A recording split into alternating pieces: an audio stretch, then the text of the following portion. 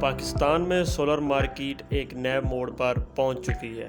بظاہر ایسا لگتا ہے جیسے سولر کا جنون ختم ہونے لگا ہو، کیونکہ حالیہ اعداد و شمار کے مطابق ملک میں سولر پینل کی درآمد میں اچانک 61% کی بڑی کمی ریکارڈ کی گئی ہے۔ لیکن کیا واقعی سولر کا دور ختم ہو رہا ہے؟ حقیقت اس کے بالکل برعکس ہے۔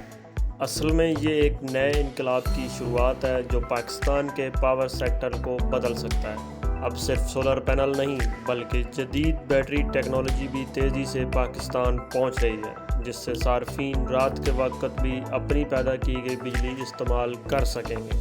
گزشتہ چند برسوں میں مہنگی بجلی اور بڑھتے ہوئے بلوں نے لاکھوں پاکستانیوں کو سولر لگانے پر مجبور کیا۔ ہزاروں میگا واٹ کے سولر پینل درآمد ہوئے اور ملک میں سولر سسٹم تیزی سے عام ہوئے۔ تاہم اب سرکاری اعداد و شمار کے مطابق رواں سال کے ابتدائی 5 ماہ میں سولر پینل کی درآمد گزشتہ سال کے مقابلے میں 61% کم ہو گئی۔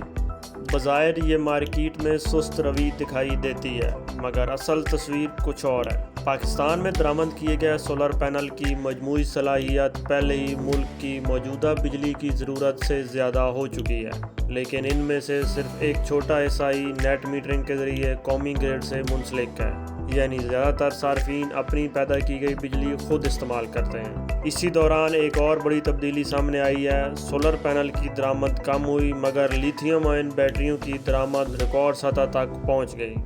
یہ واضح اشارہ ہے کہ پاکستانی اب صرف بجلی پیدا نہیں کرنا چاہتے بلکہ اسے محفوظ بھی کرنا چاہتے ہیں، تاکہ رات کے وقت اور لوڈ شیڈنگ کے دوران بھی اسی توانائی سے فائدہ اٹھایا جا سکے۔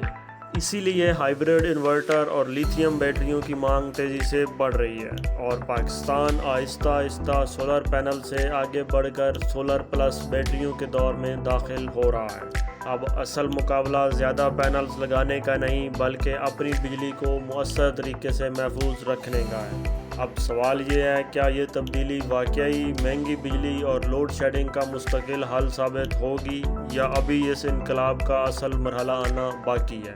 اپنی رائے کامنٹ میں ضرور بتائیں اور اگر ویڈیو پسند آئے تو لائک، شیئر اور سبسکرائب کرنا نہ بھولیے۔